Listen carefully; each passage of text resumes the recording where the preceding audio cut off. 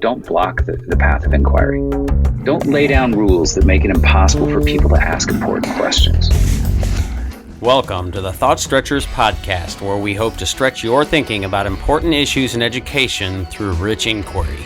My name is Drew Perkins, and I'm your host for these heterodox conversations for complexity. Hello again, and thanks for tuning in. As we wind down for many of you towards a holiday break and a much-needed rest, I do want to say thank you for listening and for being a part of the Thought Stretchers education community. Just a reminder that WeGrowTeachers.com is our website, which has all of our professional development offerings.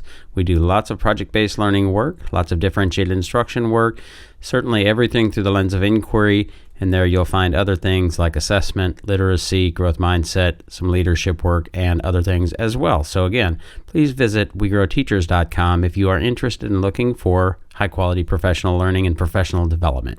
I also wanted to mention that we are getting closer and closer to an official launch for our Thought Stretchers community. You can find that at thoughtstretchers.org. We're in the final build stages, which will include blog content, events, a forum, sort of a social media feed, and some community aspects where folks can interact and hopefully discuss in good faith and complexity and with nuance really important issues in education, from the culture war to pedagogy and everything in between. Once we get it launched, we'll very likely have an initial phase where we will have folks trying it out and giving us a little bit of feedback. If you're interested in being a part of that, please again go to thoughtstretchers.org. You can sign up to be on the email list, and we will reach out when we get ready to launch, hopefully very, very soon. As always, please feel free to reach out to me at drew@thoughtstretchers.org with comments, questions, concerns, or any other issues that you'd like to talk with me about. Americans on opposite sides of the political spectrum don't just disagree on the issues. More and more, they can't stand one another. This partisan animosity is the crisis of our time and threatens our nation. Braver Angels is here to address this. Our mission is to bring Americans together to bridge the partisan divide and strengthen our democratic republic. But no single organization, no matter how successful, can be powerful enough all on its own to heal this divide. If our goal is really to strengthen our democratic republic, our only practical strategy is to ignite and shape a broader movement for civic renewal. That's why we started Braver Network. At Braver Network, you'll find organizations from all across the country and all across the political spectrum that, even when they disagree on the issues, come together to spark this movement for civic renewal. In building this network, we commit to equal representation, not just between conservatives and liberals, independents and nonpartisan groups, but also between national and community-level organizations. At Braver Network, you'll find the whole gamut, from businesses and leadership organizations to educational and religious institutions, all committed to improving our politics and strengthening our nation. We're looking for leaders and members of all kinds of organizations who are ready to lead and take part in the movement. Joining is completely free, and the opportunities for collaboration are endless. Help turn the tides of toxic polarization. Check out braverangels.org to sign your organization up for Braver Network. In this episode, I spoke with Michael Strong, who is the Executive Director of the Adolescent Flourishing Initiative that is associated with the University of Austin, otherwise known as UATX. Some of you may be familiar with the University of Austin as a project that is largely associated with the work of Barry Weiss, and we spent a bit of time unpacking the work of University of Austin in general and their genesis and why they came to be, before we got into depth on the ideas that he really advocates for, which are certainly resonant with a lot of the work that we do, which is Socratic, kind of inquiry, constructivist. And so we talked about some of the challenges and distinctions that are important in doing that work and doing it well, and some of the drawbacks and challenges, and connected that, as the website says, to empowering entrepreneurial educators. Those goals, as we talked about, are focused on 4 objectives, which are researching, publishing, convening, and training. So we unpacked those a bit before ending the conversation, talking about some of the connections to the culture war things, illiberalism and liberalism, and some of the work that we're doing here with schools to help navigate those kinds of things and teach through what we call objective pluralism. As you can hear, we have lots of connections, and certainly lots of it resonates with me and the work that we do. And as always, I hope you find it helpful. Here's my conversation with Michael. I'm here with Michael Strong, who, if I'm correct, is the Executive Director of the Adolescent Flourishing Initiative at the University of Austin, Texas. I think I've got that right, but please correct me and introduce yourself and tell the folks who we're listening to before we get into the meat of the conversation. Absolutely. So I'm delighted to be here. Yes, I'm the Executive Director of the Adolescent Flourishing Initiative. Just to provide some context, I've been in education for 35 years, started with Mortimer Adler's Paideia Project in the 1980s in public schools, then created a series of private schools and a charter school, all based on Socratic dialogue. So St. John's College, great book, Socratic dialogue. I wrote a book in the 1990s, The Habit of Thought, From Socratic Seminars to Socratic Practice. And one of the things that I discovered is that we can have much higher quality Socratic dialogue if we have consistent culture in a school. And just a simple way to think about it is if you're trying to get the kids to think about ideas in third period, and in fourth period, the teacher says, shut up and listen to me, I'm exaggerating a bit, then it's harder to create a consistent culture of inquiry throughout the organization, the school. And that got me interested more broadly into issues of the culture of a school. As I was creating new programs, I was very focused on creating cultures that were both warm and intellectual. Then I'm going to get to connect this to flourishing in just a minute.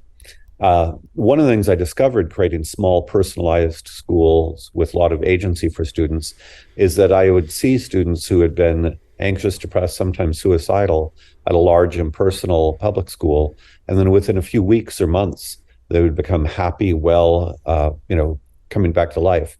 And so in addition to my initial interest in intellectual culture, I became interested in how certain kinds of, warm cultures are really positive for adolescent well-being. So the adolescent mental health crisis has gotten a lot of attention thanks to the work of Jonathan Haidt and Jing Twenge. Mm-hmm. But I've been in educational long enough that there were problems with adolescent mental health in the 90s.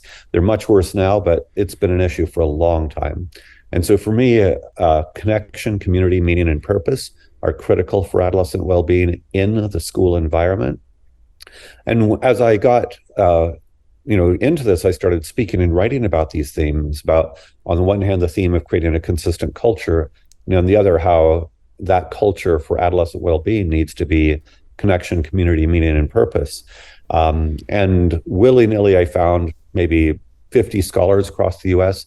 who agreed with various strands of this. I was talking to the University of Austin, and they like both the, emphasis on, Socratic inquiry is, heterodox. It's right. Should be. Yeah, we're talking about ideas, and then at the same time focusing on how we can improve young people's lives by means of the kind of educational environment. And it turns out that nobody's doing, or very few people are doing research on this. So part of what we'll do is we'll research what kinds of learning environments lead to better adolescent well-being. So I can go much more deeply into it, but I'll pause there and I'll let you pick up which strands you want to dive more deeply into. Yeah, there's so many threads to pull on and so many things that overlap with the work that we do. We actually have and offer creating a culture of inquiry workshop. So it's like, hey, ding, ding, ding, you've got my bell, right? And I do lots of work in trying to help schools. All the work that we do is through the lens of inquiry and trying to balance some of those things with effective scaffolding. And perhaps we can get into that because there might be some tensions there that I can imagine people would have in this sort of heterodox space, but again, we can get there. Maybe you can give folks, because I'm pretty familiar with the I guess the concept and the idea, but my guess is that many are not familiar with what University of Austin is really all about.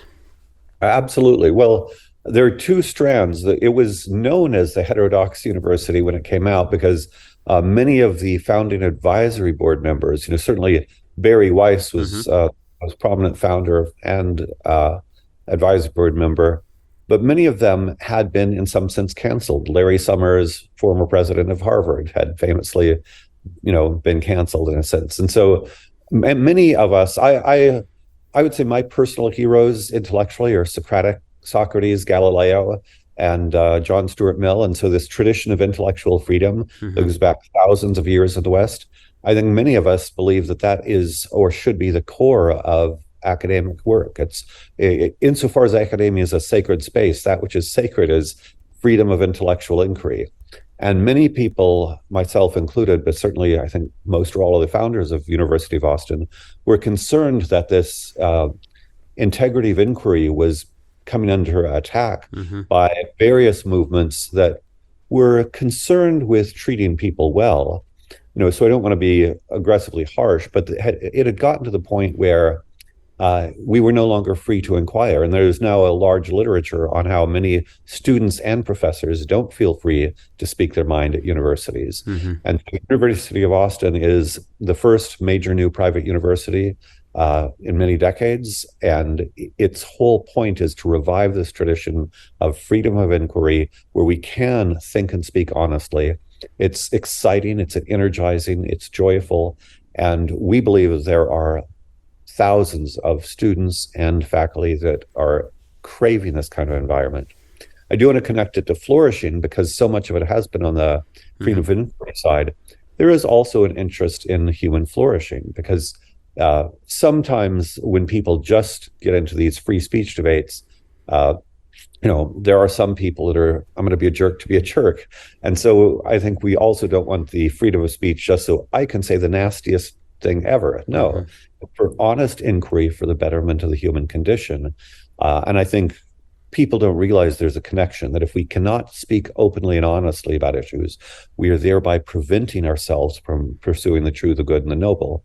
And so we want to connect this issue of freedom of speech in this very long intellectual integrity of the West kind of formulation with an honest pursuit of how to help human beings flourish.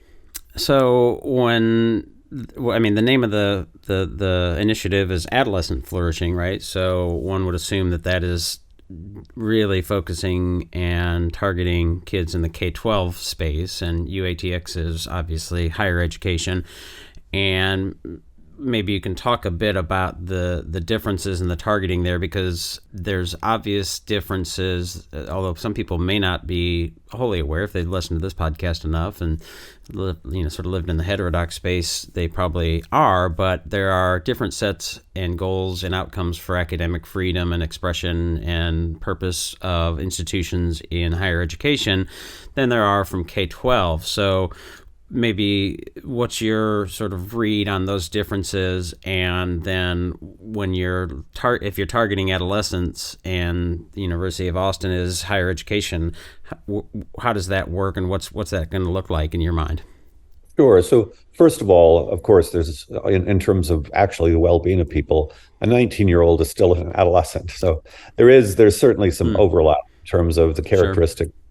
17, 18. They may not agree with that term, that label. Right, but it's not as if graduation, getting the diploma, magically transforms them. So, and so a lot of what we're interested in absolutely will focus on the well-being of the adolescents, at least, and then actually that first transition, the transition from high school to college, is an especially sensitive period in terms of many college students get into challenging situations their first semester. And so we will be attentive to what do you need. And some of these things are basic. Hello, get enough sleep, eat well, exercise. And they're sort of fundamentals of well-being that go across and will be immediately relevant to University of Austin students. But I would say the other kind of connection here is that basically the structure of the University of Austin is the first 2 years they call it intellectual foundations, but it is a lot of Socratic inquiry into classic texts, that sort of thing, exploration of ideas. The second 2 years consists of internships, apprenticeships, entrepreneurial programs, projects. We want the students doing real world projects. And in that space, I think this is the most exciting time to be in education in a century. There are more options for creating schools, for different kinds of schools to come into being. So the other connection here is we're seeing that not only do we want to be clear on how distinctive cultures can improve adolescent flourishing, but we see our students going off into the world and being part of this exciting new world of new school creation that I predict is going to be one of the biggest things in the next 5, 10, 15 years in K-12 education. Well, you talked about sort of the foundational pieces and using Socratic, and I certainly want to talk about the well-being piece because I think that's really important as well in some of the details of the initiative. But perhaps you'll indulge me a little bit here, because one of the things that I have and continue to engage in and try to advocate for is clarity around, because we do professional development, right? So we do a lot of project-based learning work, we do a lot of inquiry work and other things that sort of flow from that differentiated instruction and assessment pieces, all those things. But the looking at the research and looking at the evidence and sort of the ways in which that plays out in best practices, there are camps, and we're looking at launching our Thought Stretchers community, which is meant to sort of give an opportunity and a space for some of these discussions in a way that gets to the complexity and nuance. And one of those things, or some of those things, are around pedagogy. Some of them are culture war kinds of things, but pedagogy of direct instruction, explicit instruction versus inquiry progressive kinds of constructivist education. Of course, Socratic is inquiry, very very much focused on inquiry. And what I think is true is that direct and explicit instruction is very effective at a certain outcome, educational outcome, and those educational outcomes are very important, and often some people would say are foundational, right? So that foundational knowledge that one has to have to be able to do great thinking with and critical thinking with, but that inquiry exercises and collaborative activities are really, really important in a larger spectrum that includes that direct and explicit instruction and includes some of those things. So I'm curious how you think about those tensions as you mentioned Socratic, because I can hear the direct and explicit advocates, their heads exploding, saying, Socratic seminar for foundational learning? You're out of your mind. The evidence doesn't show that, or that kind of thing. No, great question. And you're right. Huge tensions along these lines. And if anything, they've probably grown over the decades. So first, I'll give you one model that's interesting. Thales Academy is a network of private schools in North Carolina. And they explicitly used direct instruction exclusively in elementary.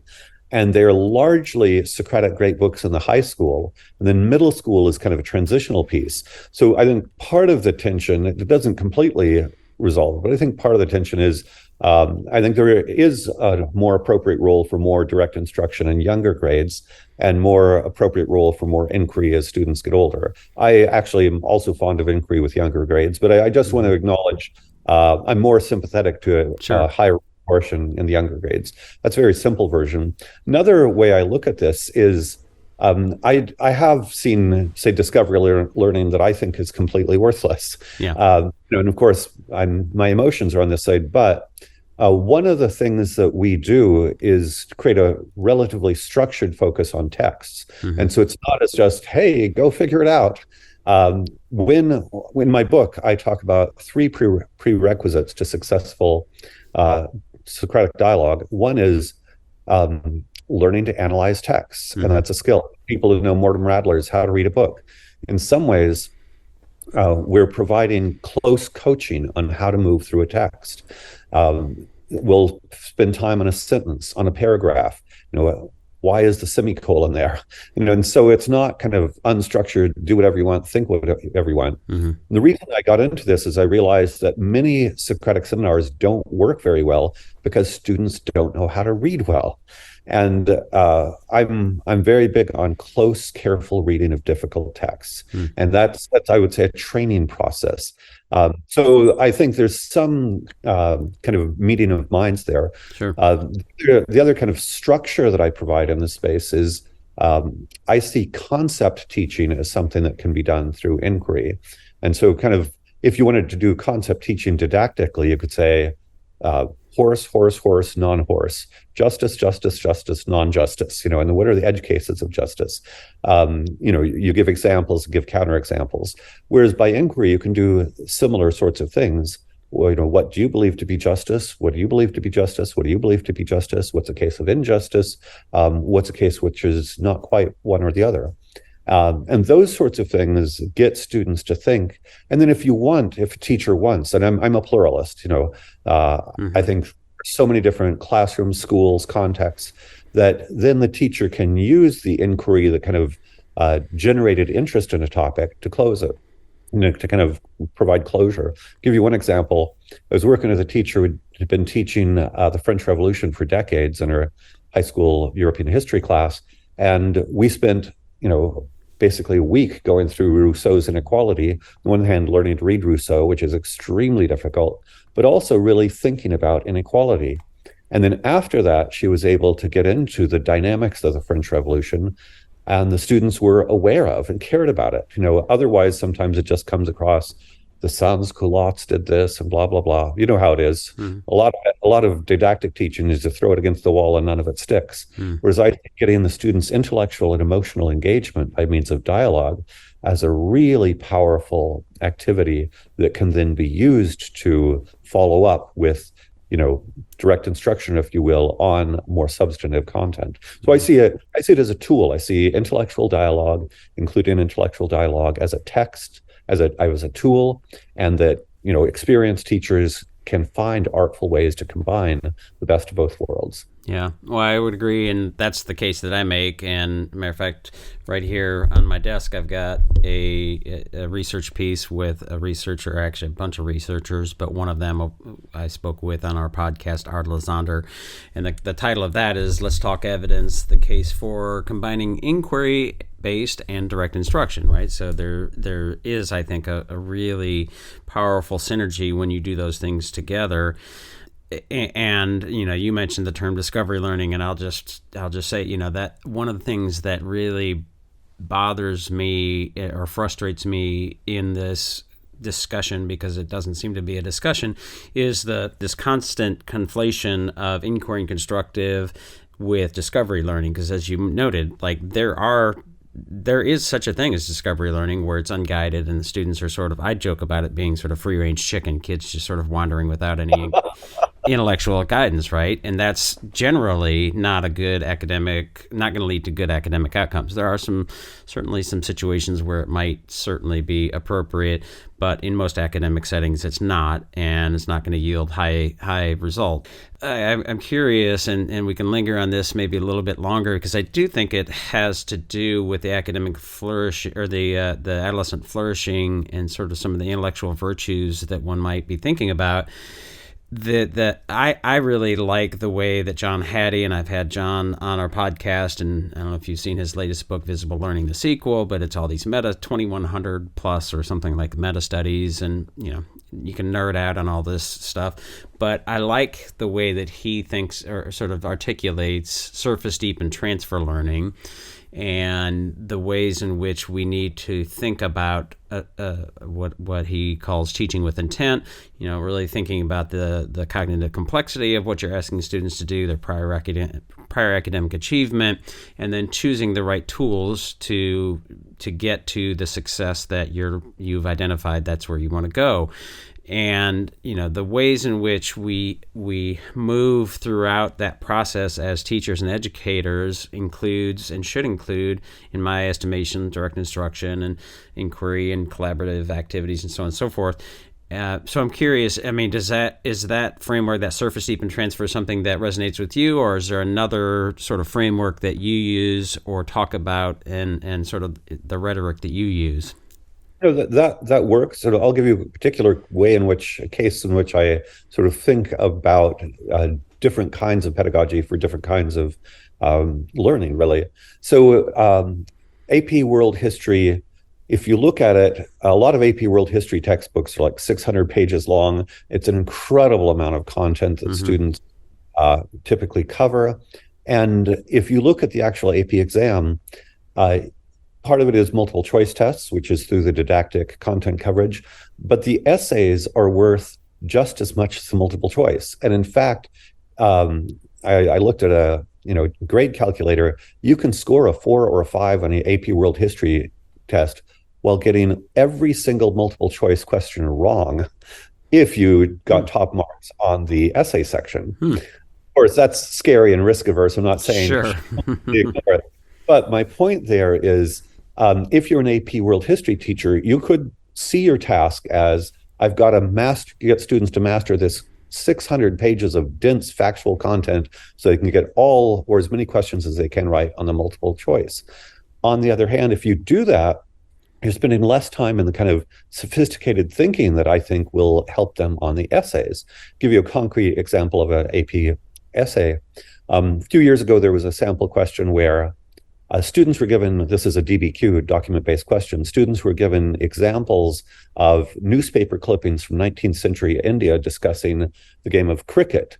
And the question was, write an essay basically on colonialism and imperialism in light of 19th century cricket. Of course, nobody expected to cover cricket in the didactic coverage.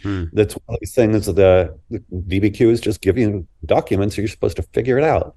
But if students have been thinking about, reflecting on, going deep into the concepts of colonialism, imperialism, how this sort of issue looks from different sides, then they're prepared to look at these documents, take a banal 19th century newspaper clipping and read the context so that they can write a compelling essay. And so I would say the kind of Socratic inquiry is more effective for preparing them for the essay portion of the AP exam.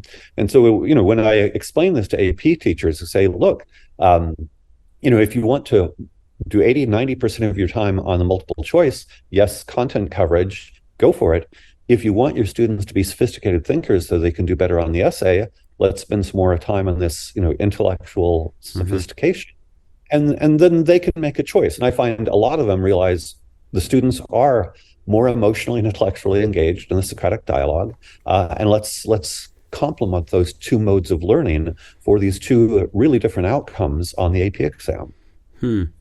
Yeah. Well, again, there's that sort of debate and argument, and it really is frustrating to me because it's not and shouldn't be a binary. What do you make of the idea of critical thinking and teaching it? Because it's kind of what we're talking and dancing around here. There's some science of learning research and evidence that makes some sense to me, intuitively seems true, that sort of critical thinking and or inquiry skills are not particularly transferable outside of domain, sort of domain knowledge and academic subjects, I guess, for lack of a better word. Not being very elegant with my words here, but that that critical thinking is not something, and inquiry skills is not something that particularly transferable outside of one domain to the other. Does that resonate with you, or do you think about that? Any important distinctions that you make there? So I'm glad you're bringing all this up. There are so many interesting issues here. So I'll give you kind of one negative example and then kind of a positive example. So, for instance, I've seen lists of critical thinking skills that are maybe 50 lists, 50 standards, critical thinking standards. And I think if I was either a learner or a teacher and I'm teaching these 30 to 50 standards, how are they going to internalize it? How is it going to make any difference? They could pass a test on it at the end of the unit. I have almost zero confidence in the transferability of that. And so there are situations in which I've seen things under the brand of critical thinking that are well-intentioned. I might agree with every standard, but if it's just didactically taught critical thinking, I'm not going to go anywhere. On the other hand, I'm very focused, again, on reading. And one of the measures I actually use I have a virtual school, a Socratic experience. I've been doing this for forever. A measure I use is the SAT verbal. So we administer the SAT verbal pre and post. And the reason I like the SAT verbal is it is a much more sophisticated reading test than, most students don't read enough. When they do read, mostly it's relatively easy fiction. Very few students really read, say, the classics. They don't read Aristotle for fun, for sure. But if you're analyzing complex texts every day, if you're learning how to look at complex grammatical structures, if you are in the habit of looking up difficult words, you're in the habit of interrogating the text, asking questions about the text. If you become a sophisticated reader, I see that in my own schools having measurable SAT verbal outcomes. And that's not surprising because it's not this disembodied list of critical thinking skills. It's a very specific practice that is useful, not only the SAT verbal, but I would say when they're reading the biology textbook. A high level, I'm actually a great believer in the SAT, and it's come under a lot of criticism in recent years. But I think the SAT is a decent measure, could talk about math separately, but certainly the SAT verbal is a decent measure of reading ability. When we, can Plato Aristotle, if I have a student who's SAT 600 verbal, they're probably going to have a good discussion on Plato or Aristotle. 400, not so much. Occasionally there's a student who reads well and tests poorly, or tests well and reads poorly. But 95%, I'd say it's pretty predictive, which conversely means that if we're engaged in the kind of close, careful reading that essentially SAT verbal or partially SAT verbal is measuring, then there's kind of alignment between the specific text-based inquiry practice on the one hand and the specific practice, which, again, I think reading transfer does go right. So that's kind of the disembodied critical thinking from let's specifically learn how to read.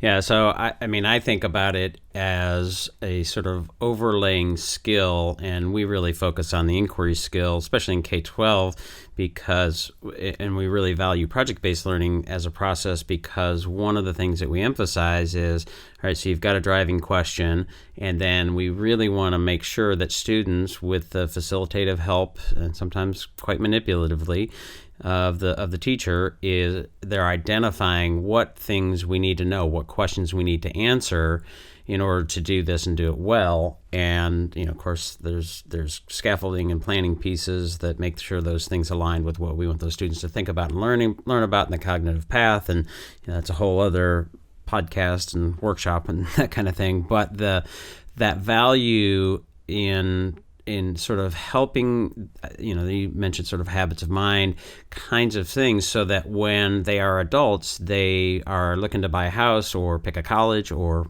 whatever their challenge might be, that they sort of apply that process, which certainly can be domain specific, science and math and engineering, they all have some specific processes that are specific to those domains and those particular subject areas and that kind of thing. But that there's just sort of mindset of problem solving that to us, when we think about how do you flourish in the modern world, that increasingly that skill is going to be really, really important. So let's dive into the initiative itself. Thanks for indulging my my nerding out on inquiry.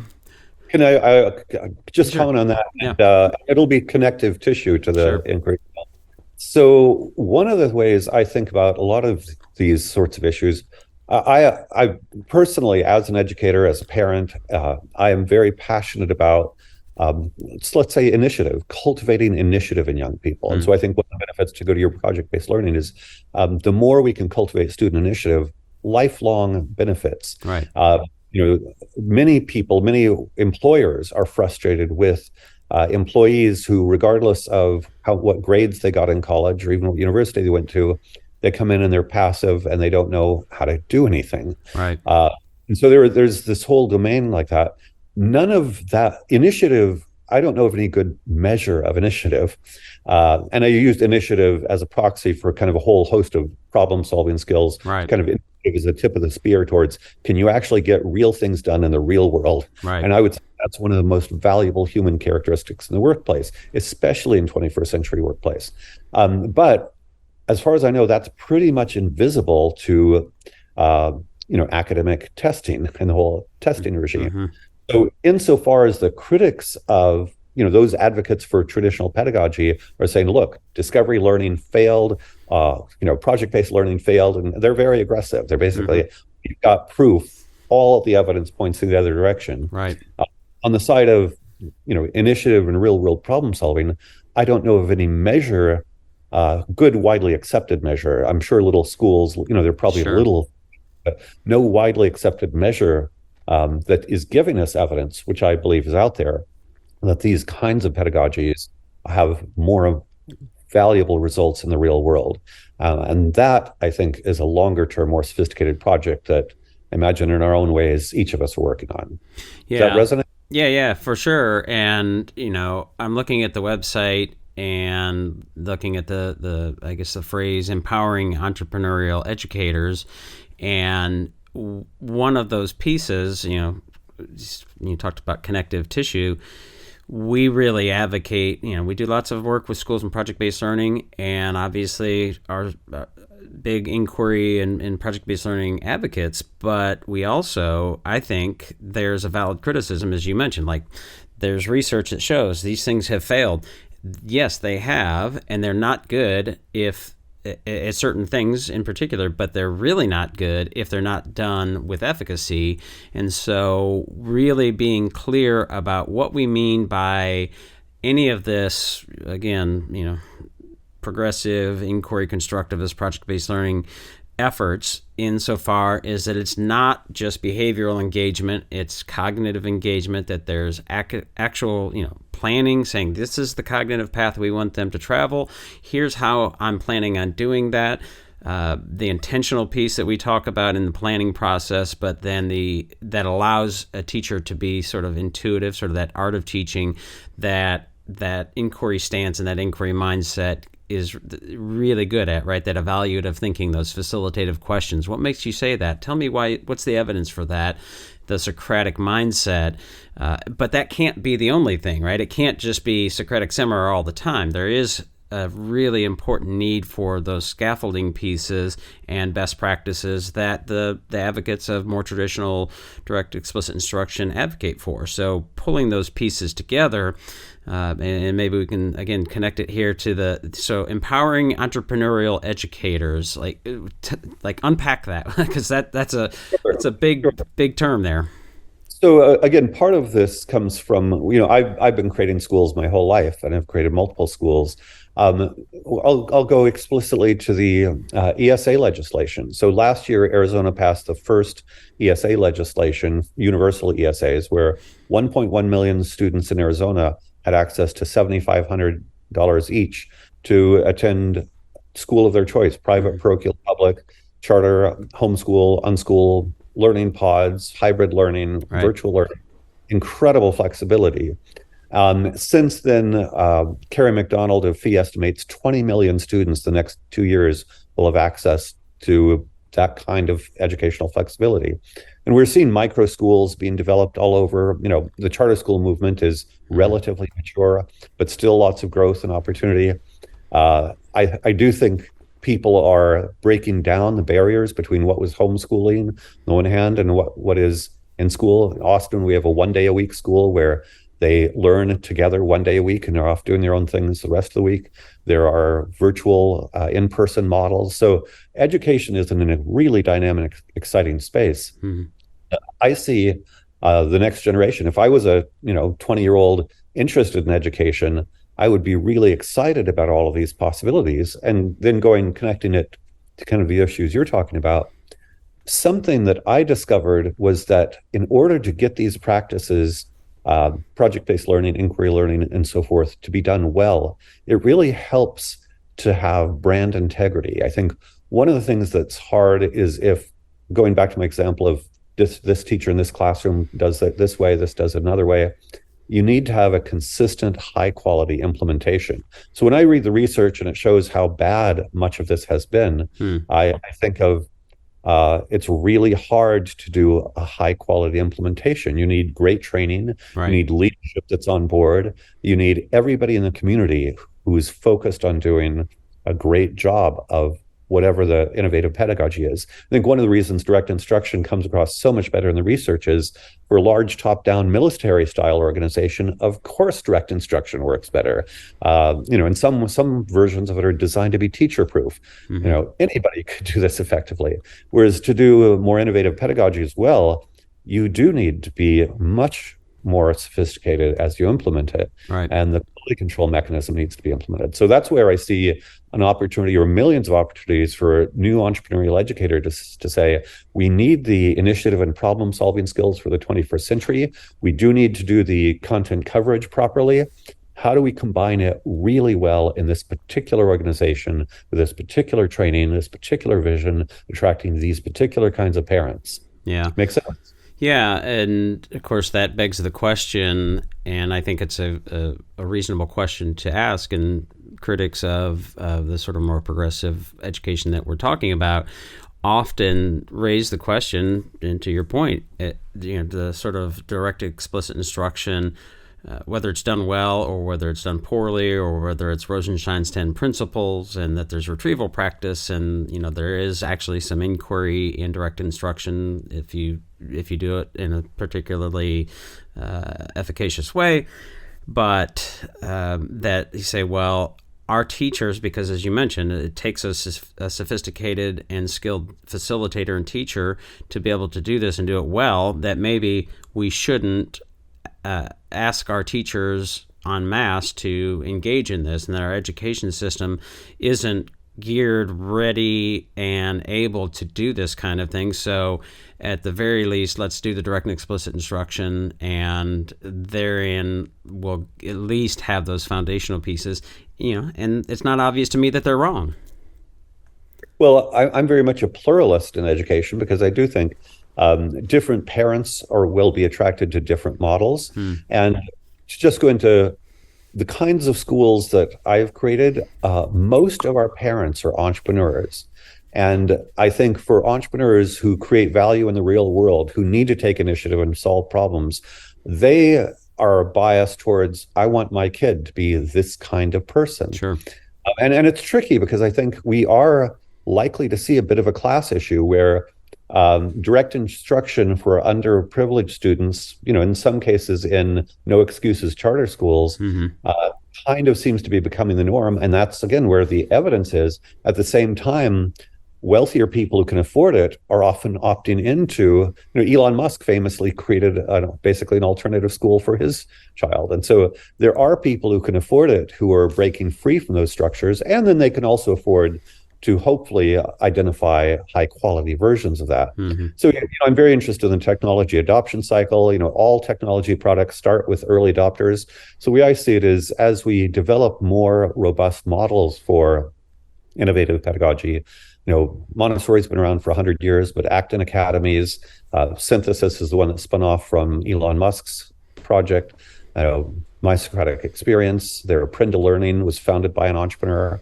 Acton Academy is also founded by an entrepreneur. So I see these different models being developed, and having early adopter parents who, opt in. And meanwhile, people who want the safety and security of direct instruction can have it. The educators who are excited about creating and developing new models will have that.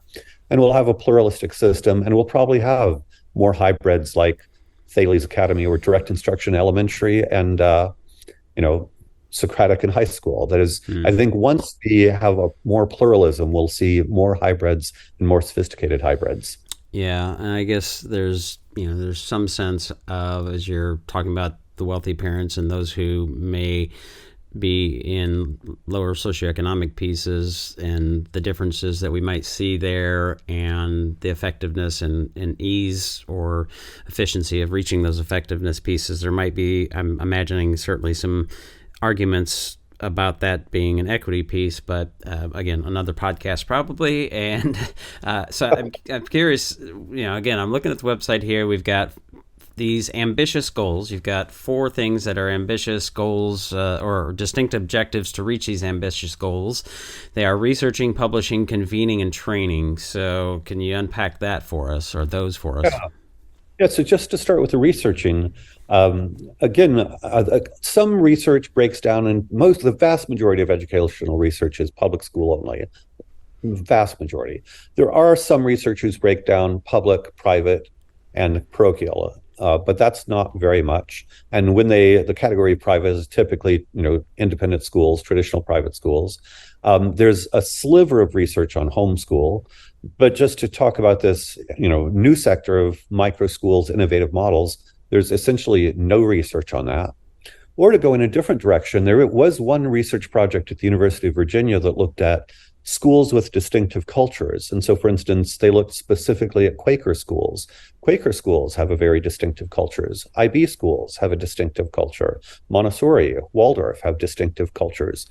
But in the research I've done, I could find that one study at University of Virginia that looked at how distinctive school cultures result in distinctive student outcomes.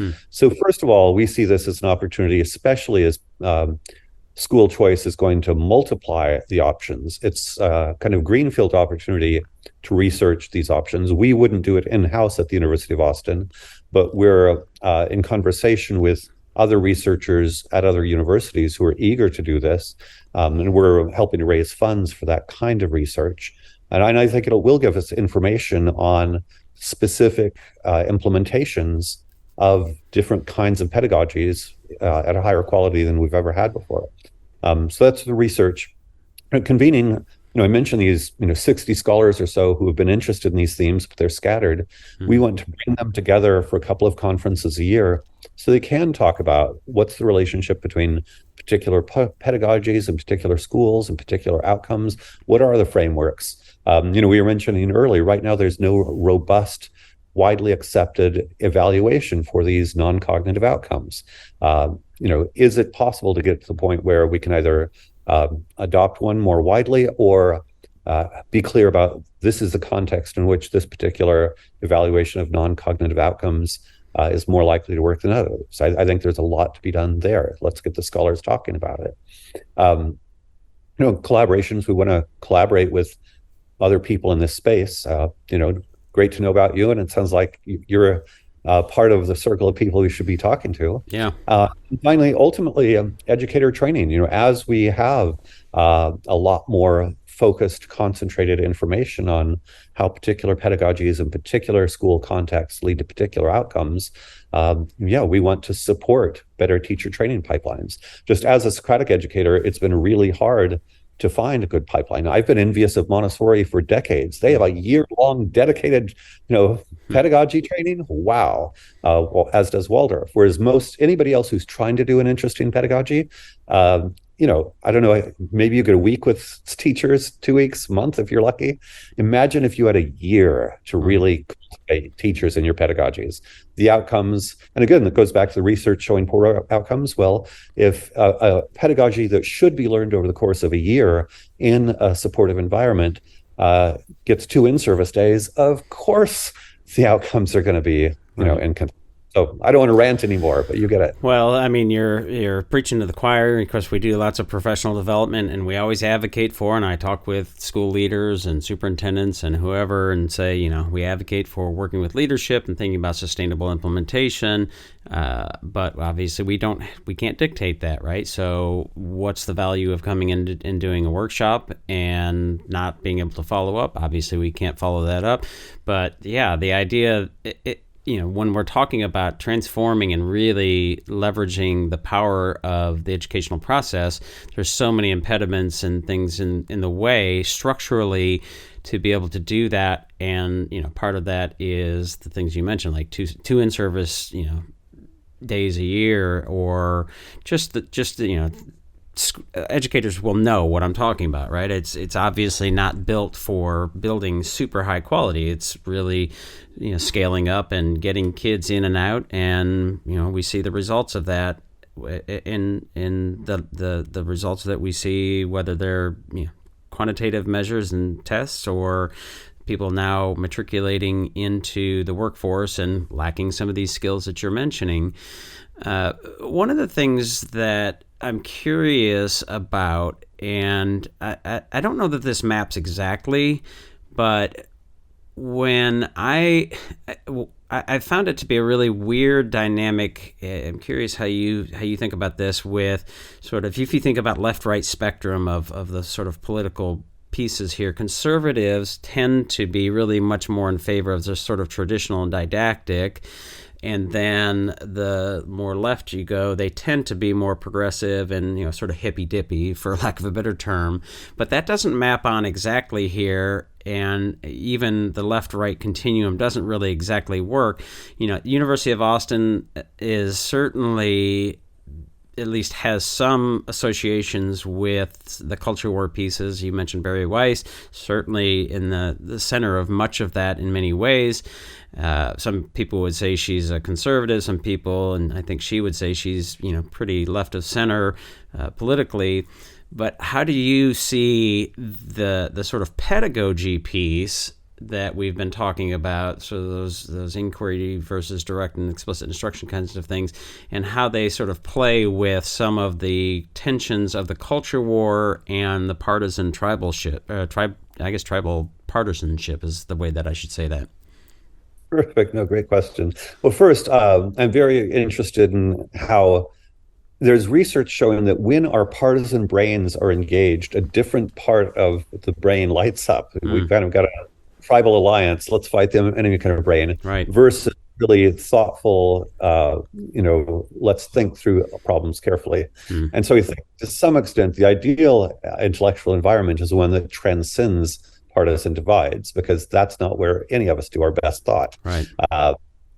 There's the notion of Julia Galef has the scout mindset as opposed to the soldier mindset, where we're exploring rather than defending. And I think that's really important.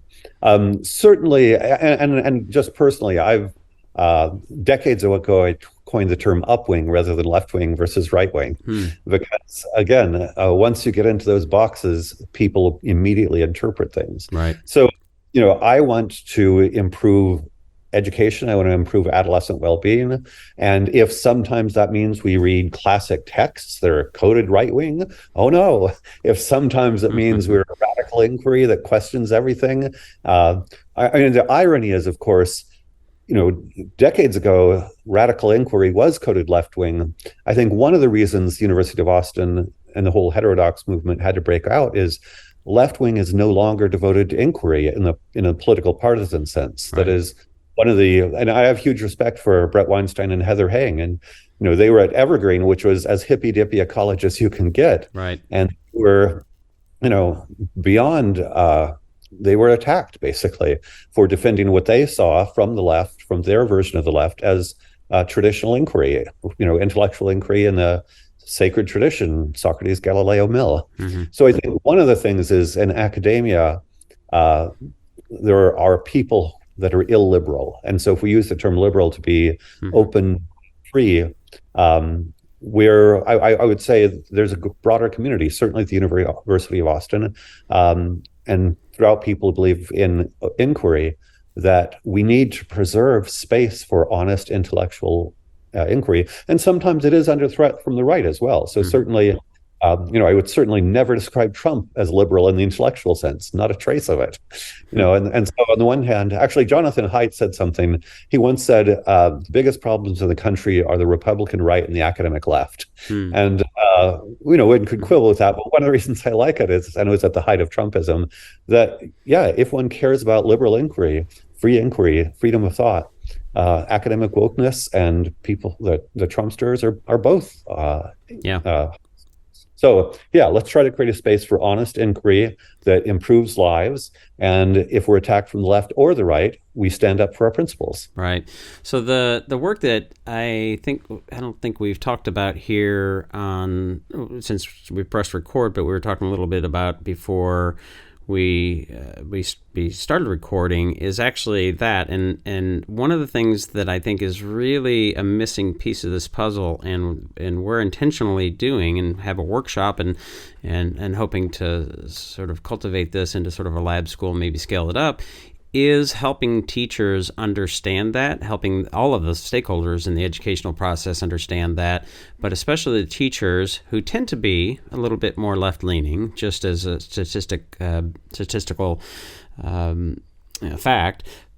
But my guess is, not my guess, what I think is definitely true is that most people, center left, center right, whatever, don't understand that thing that you just mentioned, that sort of a liberalism versus classic liberalism or open inquiry, or you can call it a number of things, and the word liberal is a problem for the right because they have a different association with it. But when we worked with schools, and I went in and worked with the staff, the K-8 staff, and said, here's what it looks like, liberal authoritarianism on the left. Here's what it looks like on the right. It actually mimics and mirrors a little bit. I've talked with Jonathan Haidt. I've talked with Greg Lukianoff, and I love the work of Jonathan Rauch, and really sort of leaning into that. John Stuart Mill. So it's not just, and I think it is important. I know the Mill Institute, which is part of the UATX, and Alana Redstone, Ellie Avishai, they were on the podcast, and I really like the work they're doing in Braver Angels and having these conversations and learning how to have those conversations. But there's got to be I think a missing piece is helping people understand what they've sort of signed up for when they say, oh, of course I want to be anti-racist, or, there's versions of it on the right. It's not equal. It's not symmetrical. It's, I don't even want to have that argument, but there is an issue there of when it gets outside of those fringes, and here's what it looks like. And so then let's lean into what we call objective pluralism and really demonstrate those practices that are consistent with the ideals of our founding and democratic principles and things like that. So I'm curious how that resonates and if that makes sense to you. Do you feel like anybody's doing that, or is a necessary piece, or maybe it is just Socratic conversations, and we just got to learn how to have better conversations? Yeah, everything you say resonates. I think there were, again, not so long ago, multiple rich traditions of how we do honest intellectual inquiry. And I think key to this, I'll lean into this particular piece of, unless something is specifically ad hominem, not being offended. My approach to dialogue is, I want to understand your premises, and I understand how your premises lead to your conclusions. And so if you and I have a difference of opinion, I want to approach it out of curiosity. And so, even if I was talking to, a Ku Klux Klan member, or, a feminist who wanted to kill all men, or whatever it is, I want to understand what are the premises leading to which conclusion, and if we disagree, where exactly that disagreement takes place. And if there is, I often find that once you have that level of dialogue, I often find with most people there's a lot more agreement. But some people have rigid dogmas and there's radical disagreement, and so I don't want to minimize that, but that's useful too. If we're coming from fundamentally different worldviews, that's worth making explicit. And so either we're part of a certain kind of rational project together and we have different premises, assumptions, values, or we come from such different worldviews, rational dialogue is not possible. And we have to acknowledge that and basically negotiate some hopefully nonviolent relationship. Yeah. Well, I know you've got some place to be, so it's probably a good time or place to bring this to a close in the interest of time. Adolescent Flourishing Initiative can be found at uaustin.org/AFI. Are there other things that you want to mention and or links and anything before we jump off here? Sure. I mean, if people are interested, they can follow me on Twitter at Flow Idealism. My virtual school is SocraticExperience.com. I have a YouTube channel, Socratic Michael Strong, where I have Socratic conversations with young children. I'm on LinkedIn and Facebook, and I'm passionate about all the issues I've spoken about, and I'm happy to help anyone who's interested in these, create healthy adolescent cultures with deep intellectual dialogue as a foundation. Well, fantastic. I'm down for the cause, and as I think we've figured out, we have lots of shared interests here. So I'm definitely looking forward to seeing where this goes, and of course, University of Austin at just on a larger scale where that goes, because I do think it's necessary and really important work. So, Michael, I really appreciate the conversation. Absolutely, love talking to you, Drew. Thank you so much. What we need to do is spend enough time together that we can start to translate our ideas into each other's language and include one another in this community of inquiry. And that is the work of love.